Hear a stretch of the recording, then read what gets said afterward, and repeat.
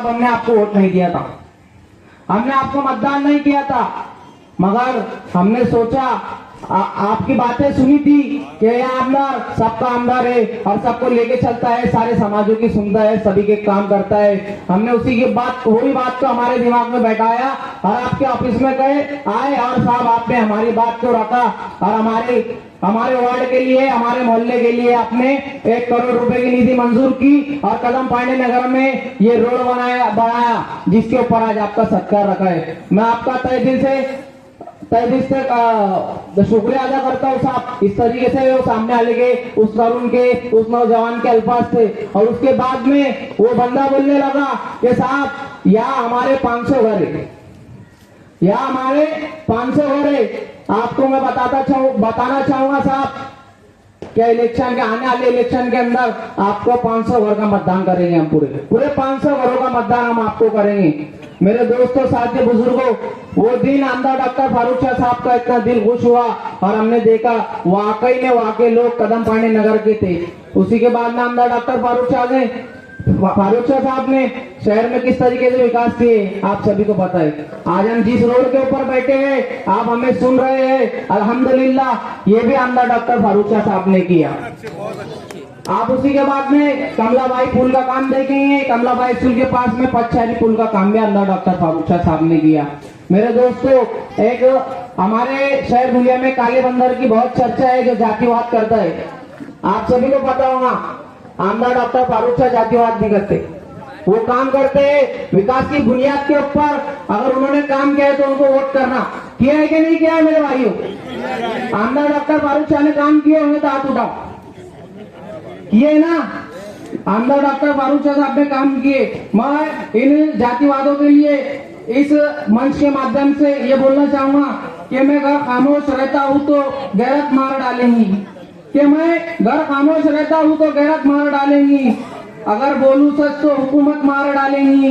बहुत होशियार रहना है हम हिंदू मुसलमानों को, वरना आपस में लड़ाकर सियासत मार डालेंगी। मेरे दोस्तों, साथियों, बुजुर्गों, वक्त की कमी है।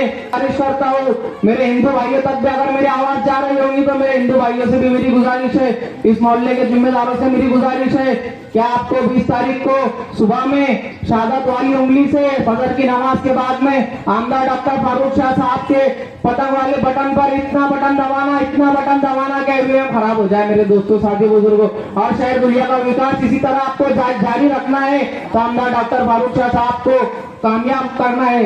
बस मैं इसी शेर के साथ में अपनी बात को खत्म करूंगा कि हमदर्द ना हम नशी से निकलेगा, कि हमदर्द ना हम नशी से निकलेगा, हमारे पांव का कांटा हमें से निकलेगा। वो आखिर दावाना अल्हम्दुलिल्लाह रब्बिल आलमीन।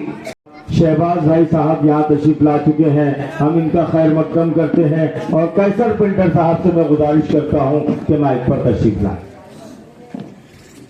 शैतानिर्रजीम, बिस्मिल्लाहिर्रहमानिर्रहीम। इस प्रोग्राम के सदर मोहतरम अली जनाब मनाफ मिस्त्री साहब, रहीम ठेकेदार साहब, गबा मिस्त्री साहब, नगर सेवक सईद बेग साहब, माजी नगर सेवक साबिर पत्रकार साहब, निजाम दादा सैयद साहब, असलम दादा साहब,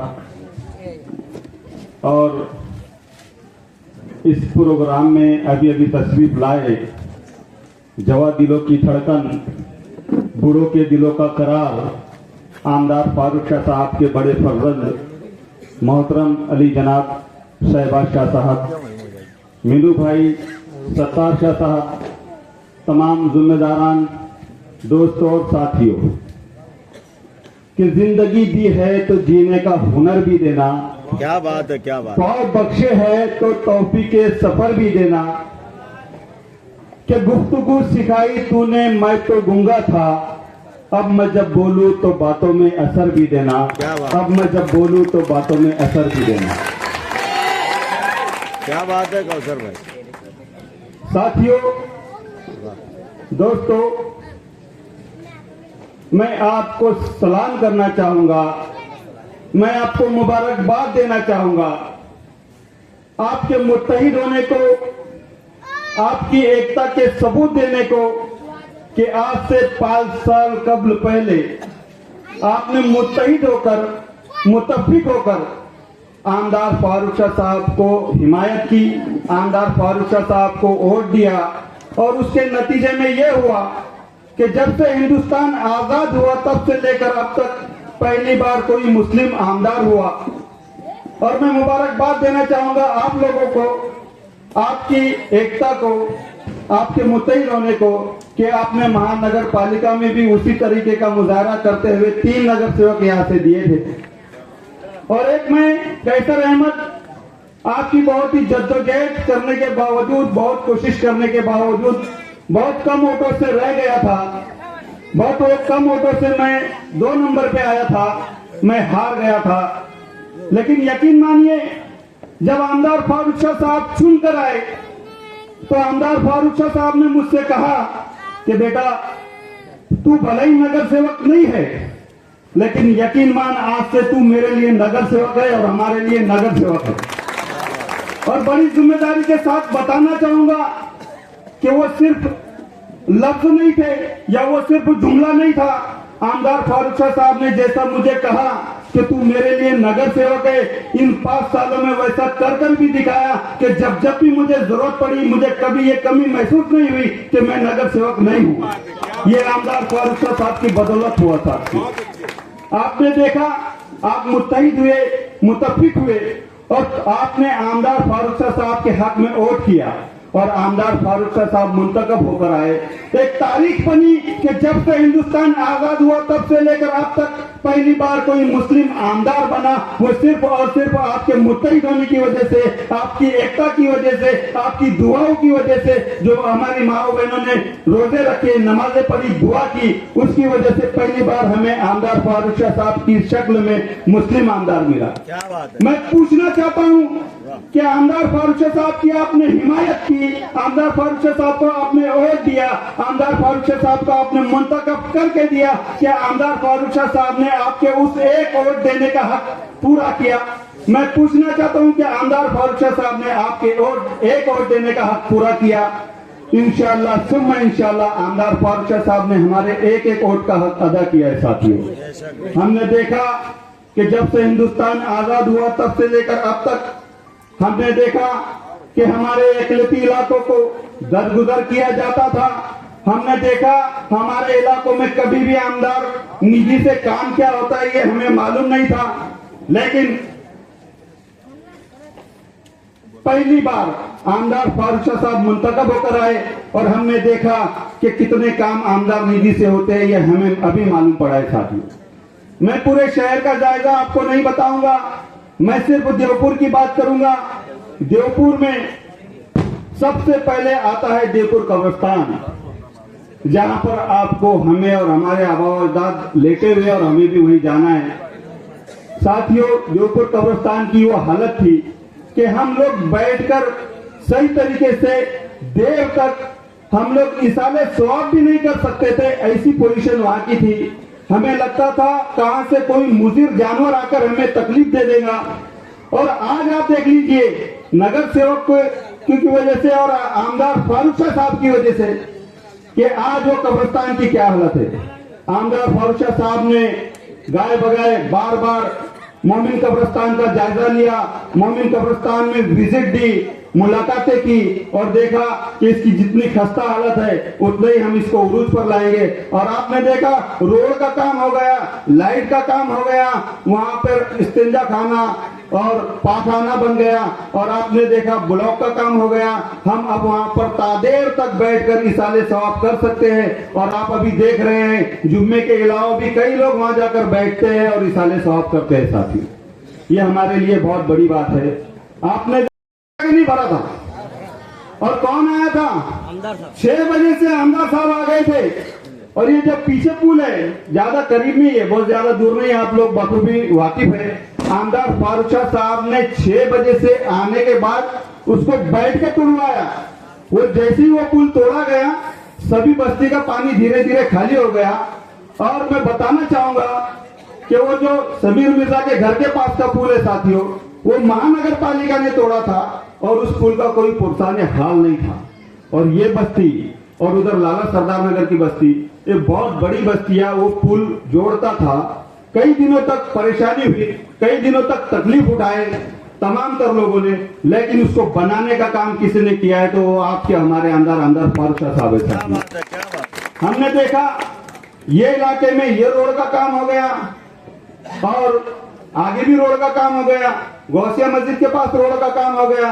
हमने देखा गौसिया मस्जिद और शान मदीना नगर जो अभी अभी बसा है, नमाजियों को आने जाने के लिए बहुत तकलीफ होती थी। छोटा पुल आप देख रहे होंगे जो पैदल जाने आने के लिए इस्तेमाल किया जाता है, वो आमदार फारूक शाह साहब ने बनाया। साथी सईद दादा के घर के पास का पुल तामीर हुआ, मोहम्मदी नगर में सड़कों का काम हुआ, हाजी लुकमान स्कूल माजी उप महापौर उनकी स्कूल के पास के रोड का काम हुआ, गड्ढों का काम हुआ।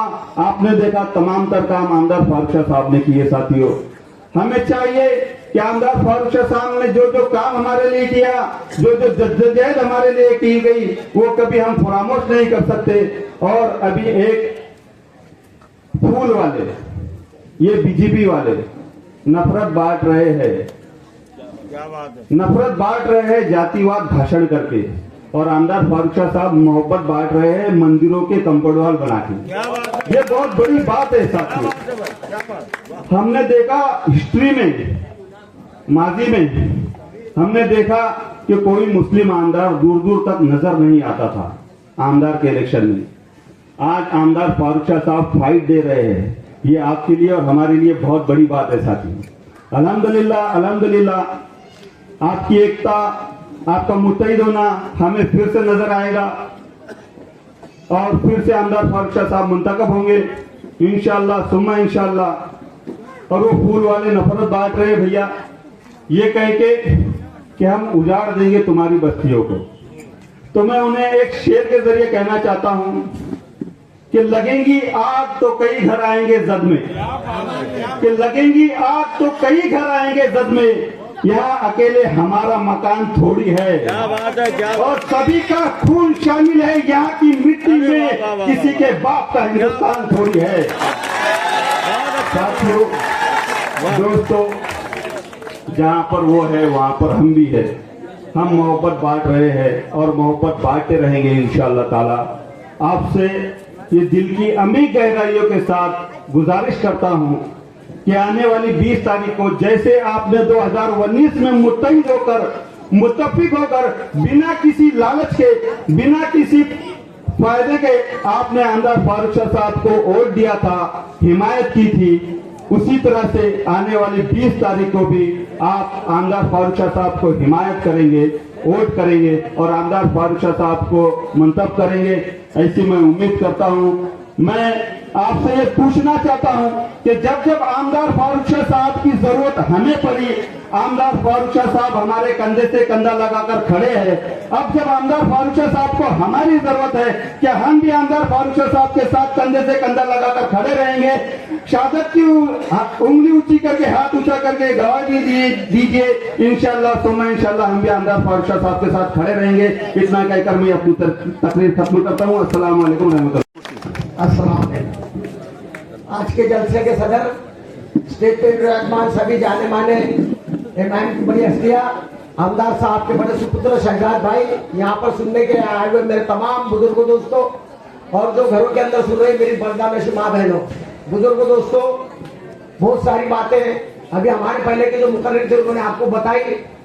हमको सिर्फ गौर करना है, जैसे कि अभी कैसर भाई ने बताया कि वो नफरत बांट रहे हैं, और सिर्फ नफरत नहीं बांट रहे हैं, मुस्लिम बस्तियों के जो अतिक्रमण है इस पर उनकी नजर है।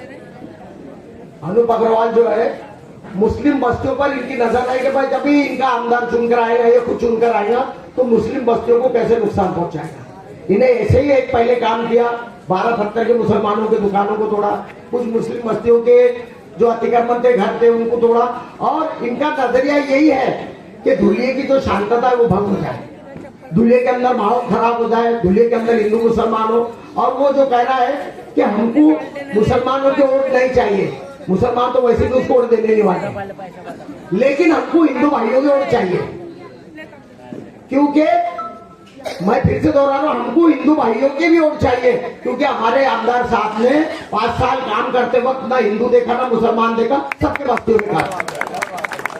इसलिए हमारे आमदार साहब उनके वोटों के भी हकदार हैं। और रही बात दूसरी, एक हमारे पिछले एक आमदार थे विधानसभा के अंदर, जब उन्होंने कहा कि इस देश में रहना होगा तो वंदे मातरम कहना होगा। अगर हम ये कहेंगे कि मुसलमानों के वोट लेना होगा तो अल्लाह अकबर कहना होगा। जब वो आएंगे अपने दरवाजे पर तो आप उनको ये बात याद दिलाना कि हम यहीं रहेंगे। हम क्यों जाएंगे? उन्होंने आगे ये भी जुमला कहा था कि जो ये नहीं बोलेगा उसने पाकिस्तान चले जाना। क्यों जाएंगे हम पाकिस्तान? 1947 में वो जो मैं बोलूंगा मूर्ख, जो ब्रिज कम पुल बना हुआ है जिसकी वजह से पानी रुकता, और वो पानी रुकने की वजह से क्या हो जाता कि पूरी बस्ती में काम, जो पूरे बस्ती में पानी घुस जाता है। आमदार साहब को उन्होंने शिकायत भी की है और आमदार साहब ने बोले हैं कि इंशाल्लाह इलेक्शन होने के बाद में अपन पूरा ब्रिज जो है वो उसको भंडारे को पूरा निकाल देंगे और इंशाल्लाह इधर की बस्ती में पानी नहीं घुसेगा। बुजुर्गों दोस्तों, एक बात हो गई, हमको अब ध्यान में ये देना है कि हमको हमारे मफाद के लिए वोट देना है। आमदार साहब का इसमें मफाद नहीं है, इसमें हमारा मफाद है, हमारी कौम का मफाद है। अगर ये गलत लोग चुनकर आ गए, ये तो सबसे पहले 70-80 साल का जो हम पीछे जाके देखो तो इन्होंने 70-80 साल में 70-80 लाख रुपए के भी काम हमारे भाग में नहीं किए। 70-80 लाख के भी काम हमारे भागों में नहीं किए। अभी एक भाई ने, श्रोता ने, वक्ता ने बताया कि वो नदी किनारे के अंदर 2 रोड नदी के बना लिए, उससे क्या फायदा हमारा? शहीद अब्दुल हमीद स्मारक बना, उससे क्या फायदा हमारा? बहुत अच्छी बात है, पूर्व पुरुष थे, लाहौर तक लड़ते लड़ते चले गए, सर ये सब बातें अच्छी, लेकिन बुनियादी जरूरतें 70 साल हो गए आजादी को, 75 साल, आज तक हम किस लिए लड़ रहे हैं? हमारे भाग में गटर नहीं है, हमारे भाग में रोड नहीं है, हमारी बस्ती में पानी नहीं आता। ये जो लाला सरदार नगर है, इस्माइल पठान, मैं भी 10 साल नगर सेवक रहा हजारकुली में, मुझे पता है हमारी माँ बहनें जब गैर बस्तियों में जाती थी पानी भरने तो उनको पानी नहीं मिलता था, या तो उनके हंडों को लात मारी जाती थी या उनको हकाल दिया जाता था। लेकिन अगर तुम अच्छा कोई नुमाइंदा चुनकर भेजेंगे तो वो तो पूरी कौम का काम करेगा ही करेगा, विकास का तकलीफ दूर करेगा ही करेगा, बुनियादी जरूरतें पूरी करेगा ही करेगा, लेकिन शहर का विकास भी करेगा। हम किसी के मोहताज नहीं रहेंगे। बुजुर्गों दोस्तों, वक्त कम है, मेरे पीछे अभी शहबाज भाई भी बोलने वाले हैं और सत्तार हाजी साहब भी हमारे माजी नगर सेवक बहुत अच्छे मुकर्रिर है, और मेरा भी कोटा इतनी जल्दी नहीं भरता, लेकिन क्या होगा, हमारे पहले के मुकर्रिर की बहुत सारी बातें उन्होंने बताई, ज्यादा वक्त नहीं लूंगा मैं। आने वाले दिनों में आपसे गुजारिश करूंगा कि हमको धुलिये की शांतता बनाए रखनी है और कौम पे कोई आंच ना आए, हमारे मुस्लिम भाइयों पे कोई आंच ना आए, कोई परेशानी ना आए। जैसे 5 साल अमन के गए, ऐसे आने वाले 5 साल भी अमन के जाए, इसके लिए डॉक्टर फारूक शाह को भरपूर वोटों से चुन के लाना, इतनी गुजारिश करके मैं अपने 2 लफ्ज करता हूँ। अस्सलाम वालेकुम।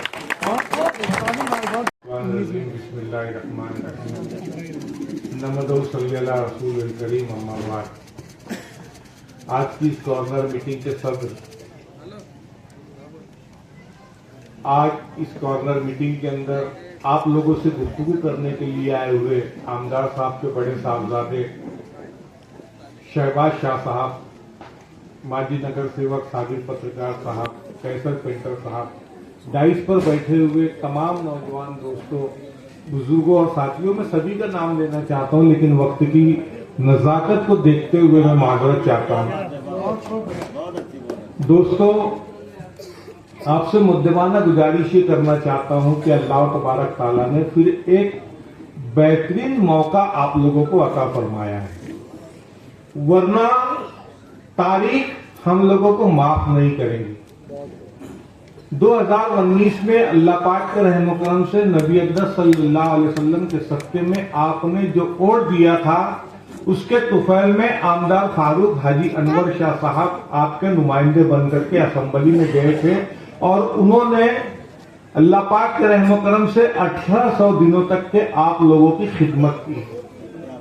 उन्होंने 1800 दिनों में कभी छुट्टी नहीं ली, मुसलसल आपकी खिदमत करते रहे। अल्लाह के रसूल सल्लल्लाहु अलैहि वसल्लम ये फरमाते हैं कि अगर कोई मजदूर ईमानदारी के साथ में मजदूरी कर रहा है तो उसकी मजदूरी पसीना सूखने से पहले अदा कर देनी चाहिए। ये अल्लाह के रसूल सल्लल्लाहु अलैहि वसल्लम का फरमान है।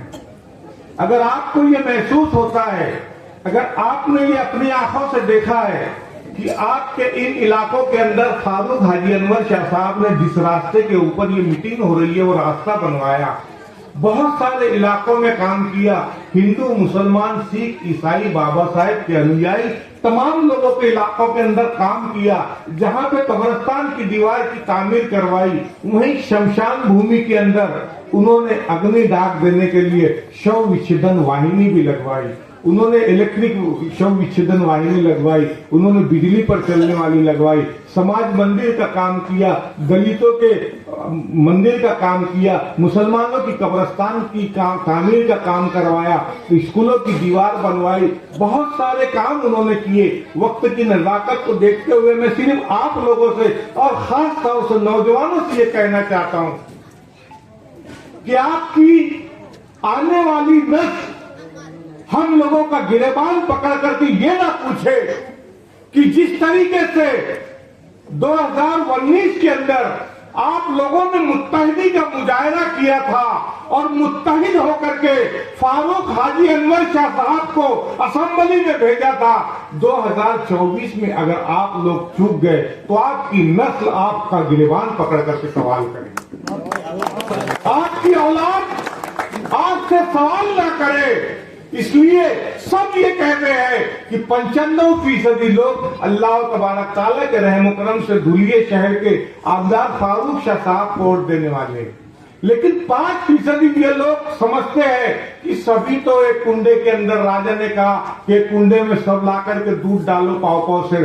सबने ये मैं सोचा कि सभी दूध डाल रहे, एक ने सोचा कि मैं अगर दूध नहीं डालूंगा तो क्या फर्क पड़ेगा। सुबह बादशाह ने जाकर के देखा तो उस कुंडे के अंदर पानी भरा हुआ था, सब यही सोचते रह गए।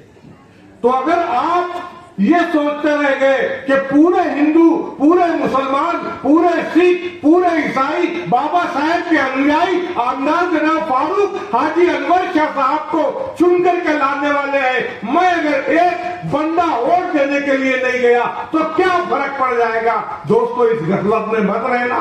जनाब फारूक शाह साहब को एक एक वोट गुजार करके, एक एक वोट दे करके फिर से फारूक शाह साहब को ये कहने का मौका दे देना कि किसी हमसफर न किसी हमनसी से निकलेगा, किसी हमसफर न किसी हमनसी से निकलेगा, हमारे पांव का कांटा हम ही से निकलेगा। पतन के निशान पर अपना कीमती वोट दीजिए, फारूक शाह साहब को कामयाब कीजिए। यहीं पे अपनी बात को खत्म करता हूँ। वाह खुदा वानो अल्हम्दुलिल्लाह रब्बिल आलमीन। जय हिंद, जय महाराष्ट्र। अल्हम्दुलिल्लाहि रब्बिल आलमीन वस्सलातु वस्सलामु अला अशरफिल अंबिया'i वल मुरसलीन, अम्मा बाद। फ़अऊज़ु बिल्लाहि मिनश शैतानिर रजीम। बिस्मिल्लाहिर रहमानिर रहीम। क़ाल रब्बि इश्रह ली सदरी व यस्सिर ली अमरी वहलुल उक़दतम मिन लिसानी यफ़क़हू क़ौली। मुसलमान हो संभल जाओ, अब संभल जाने का वक्त आया। मुसलमानों संभल जाओ, अब संभल जाने का वक्त आया। बहुत सोए हुए हो तुम, अब होश आने का वक्त आया। मुसलमानों संभल जाओ, अब संभल जाने का वक्त आया। बहुत सोए हुए हो तुम, अब होश आने का वक्त आया। जहां से 313 चले थे तुम मुसलमानों, जहां से 313 चले थे तुम मुसलमानों, उन्हीं माजी की राहों पे पलट जाने का वक्त आया। जला डाली थी तुमने कश्तियां उंदलिस के साहिल पर, जला डाली थी तुमने कश्तियां उंदलिस के साहिल पर। मुसलमानों वही तारीख दोहराने का वक्त आया। नबी की आबरू बाकी रहेगी, तुम भी बाकी हो। नबी की आबरू बाकी रहेगी, तुम भी बाकी हो, वगरना फिर गुलामी में उलझ जाने का वक्त आया। आज के इस अजीमोशान कॉर्नर मीटिंग के सदर और सदर मौसूफ के साथ में स्टेज पर तशरीफ फरमा मजलिस इत्तेहादुल मुस्लिमीन के सभी जिम्मेदार, खुसूसी तौर पर इस इलाके के नगर सेवक सईद दादा बेग साहब और आपके और मेरे दिलों के नगर सेवक कैसर पेंटर साहब,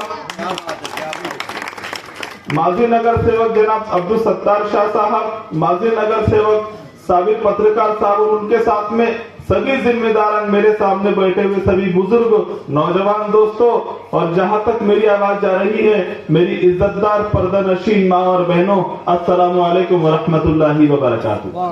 अभी अभी आप लोगों ने सुना, सभी मुकर्रिरीन ने आपके सामने ये बताया कि इलेक्शन का वक्त है और आपको बहुत होश में, बहुत संजीदगी के साथ में ये फैसला करना होगा कि आने वाले इलेक्शन में आपको किसके हक में वोट करना है।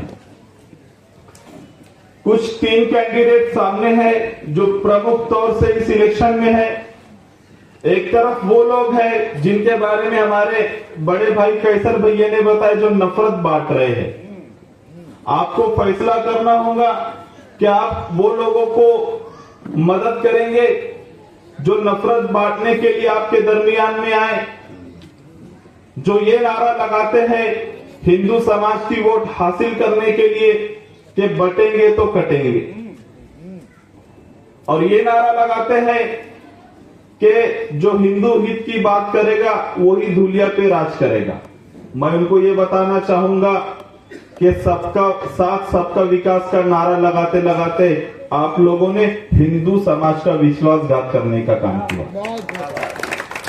आपके पास में विकास काम नहीं है ताकि आप लोग आवाम के और हिंदू समाज की वोट ले सके, तो उनके जहन में मुसलमानों के खिलाफ नफरत बांटकर आप लोग हिंदू वोटिंग लेना चाहते हैं। आप लोगों ने अगर किसानों के लिए बिल निकाला तो किसानों के खिलाफ था। आप लोगों ने जितने भी बिल निकाले, अगर आपने अग्निवीर बिल निकाला तो वो हमारे जवान लोगों के खिलाफ था, वक्फ का बिल निकाला तो मुसलमानों के खिलाफ था, मराठा आरक्षण आपसे दिया नहीं जाता।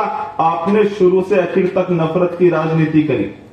आपने मराठा से धनगर को लड़ाया। दलित बुनियाद नहीं है कि आप आमदार के इलेक्शन में वोट मांग सके। आप ये नफरत फैला के वोट बटोरने का काम कर रहे हैं। मगर मैं शहर के माहौल को पढ़ते हुए उनको ये मंच से बोलना चाहूंगा कि मुसलमानों की तो आपको जरूरत भी नहीं है। ये दावे के साथ बोलता कि आपको हिंदू भाई भी वोट नहीं देंगे। उसकी वजह क्या है? उसकी वजह यह है कि कोरोना नाम की जब बीमारी आई थी, तुम्हारा महापौर धुलिया महानगर पालिका में था। उस वक्त में तुमने आवाम की खिदमत करना चाहिए था, मगर तुमने क्या किया? महापौर का टक्केवारी का अलग टेबल लगता था और ये अनु भैया का अलग टेबल लगता था। बनिया है वो। क्या है वो? बनिया है वो। और हर काम में उसको शर्म लगनी चाहिए। जब ऐसा आजाद कोरोना नाम का आया कि अगर कोई बेटे का इंतकाल हो जाए तो बाप उसके तक नहीं पहुंच पा रहा था। कोई बेटे को, कई जवान बेटे को बाप ने अपने कांधे पे उठाकर या तो अंतिम संस्कार करवाया या तो कब्रिस्तान में पहुंचाया। ऐसे वक्त में बजाय लोगों की खिदमत करने के तुम टक्केवारी कर रहे थे। रेमडेसिविर इंजेक्शन में तुम्हारे टक्केवारी।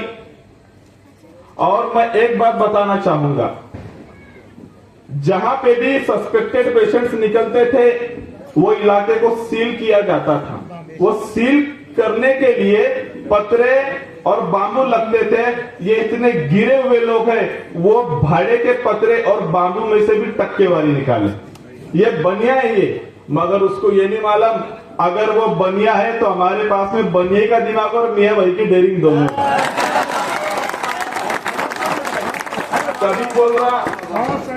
कभी बोल रहा मस्जिद पास आऊंगा, मस्जिद पास आएगा तो तेरी गारंटी पे आना, वापस जाने की गारंटी हम नहीं देंगे। और ये मैं नहीं बोल रहा, ये मैं नहीं बोल रहा, ये हमारे बच्चे बैठे दिख रहे ना। हमने तारीख में पढ़ा है कि अबू जहल को खात्मा करने वाले 2 छोटे छोटे बच्चे थे। तो मस्जिद तक अपनी गारंटी पे आएगा, वापस जाने की गारंटी हम नहीं देते। ये लोगों ने टक्केवारी का काम किया। ये जो अनूप अग्रवाल है भारतीय जनता पार्टी के कैंडिडेट, अच्छा, उसके बाद में उन्होंने देखा कि इतना पैसा खर्चा करने के बाद भी इलेक्शन अपने तरफ नहीं झुक रहा, तो 8 तारीख को फिर वो नाना को बुला रहे, वो मोदी को बुला रहे कि वो आमदार साहब के मामू है। तो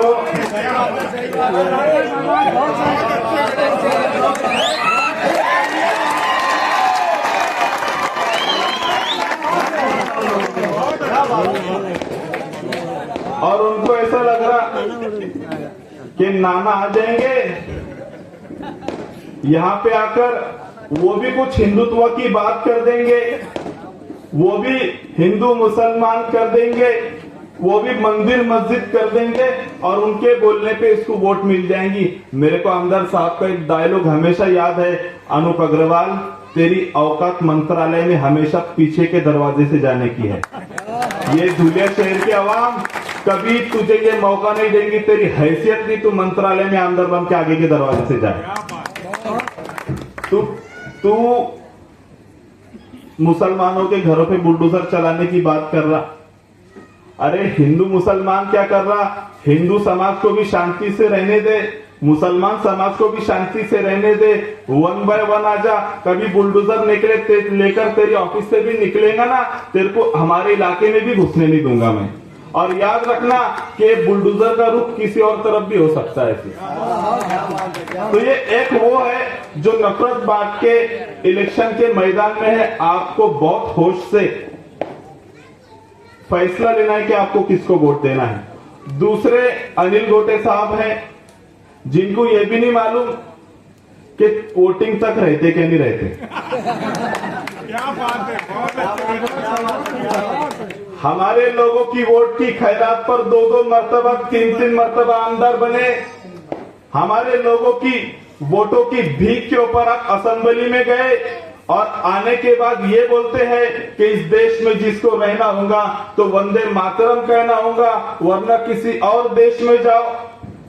आमदार बनने के बाद अगर हमारी मस्तूरात आती है कि अन्ना हमारे पानी के मसाइल हल कर दो, तो ये बोलकर वापस कर देते कि तुम्हारे लोग तो 8 दिन में एक बार नहाते। हमारे लोग गए कि आमदार साहब, अन्ना साहब हमारे कब्रिस्तानों की हिफाजती दीवार बना दो, तो ये जवाब दिया गया। शर्म आने की बात है, आप लोग प्रतिनिधि हर समाज के थे। ये अनिल अन्ना गोटे ने कहा था कि तुम्हारे मुर्दे उठ के भाग जरेगा।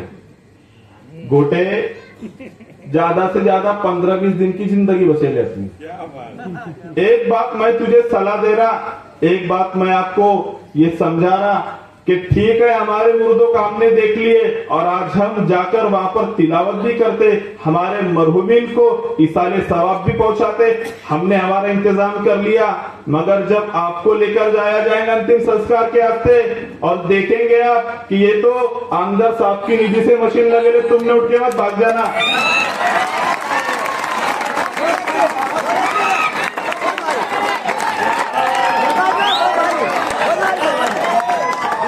क्योंकि वहां पे भी जो मशीन लगाई गई है, हमारे हिंदू समाज के जो लोग इंतकाल कर जाते हैं उनके अंतिम संस्कार के लिए वो जो मशीन लगाई गई है, दोनों स्मशान भूमि में करोड़ों की लागत से हमारे आमदार साहब ने दिए हैं। मंदिर के लोग आए, उनको वॉल कंपाउंड के लिए निधि दिया गया। जलाराम बापा मंदिर है, संतोषी माता चौक है, वो चौक भी दिया। विठल मंदिर है, उनको भी निधि दिया। बौद्ध हमारे बाबा साहेब अम्बेडकर के अनुयायी आए, वो लोगों को भी आमदार साहब ने निधि दिया। मगर ये लोग सिर्फ वोट लेने की लालच में आकर इनको आपकी वोट चलेंगे, आपका नेता नहीं चलेगा। वोट ले लेकर 2-2 मरतबा 3-3 मरतबा आमदार बन गए, मगर एक बार के आपने इत्तेहाद करके एक मुसलमान को आमदार बना के भेज दिया तो आपके खिलाफ हो गए। इनको आपकी वोटिंग चलेंगी, आपका नेता नहीं चलेगा। और फिर ये अनूप अग्रवाल को ये लगा कि मैंने तो वैसा बोल दिया कि इनके वोटों की जरूरत नहीं। ये बात तेरे बाप ने, मोदी ने भी बोला था, ये बात उसने भी बोला था। मगर देख, अगर 400 पार का नारा लगाने वालों को हमने 240 पे रुका दिया ना, ये मुसलमानों के इत्तेहाद की वजह से है। तू क्या बोलेगा, हमको जरूरत नहीं है। उसके बाद उसने ऐसा किया कि अगर हमको वापस से हमको आमदार बनना है और एमआईएम की सीट गिराना है तो हमको एक मुसलमान को ही कहीं और से टिकट दिलाकर उसको खड़ा करना पड़ेगा ताकि कुछ वो वोट ले ले और उनको मदद हो जाए। और ये भी मैं आपको आज खुले तौर पर बता रहा, मैं कभी किसी पे इल्जाम नहीं लगाता, आज खुले तौर से बता के जा रहा। समाजवादी पार्टी के उम्मीदवार को ये बात बताई गई है कि आप बीजेपी के आमदार को जीत कर लाने में मदद करो, हमारा आमदार आएगा, आपको एमएलसी की सीट देंगे, आपको विधान परिषद में आप लोग अगर निफाक पैदा करेंगे तो मुझे लगता है आप गलत हो।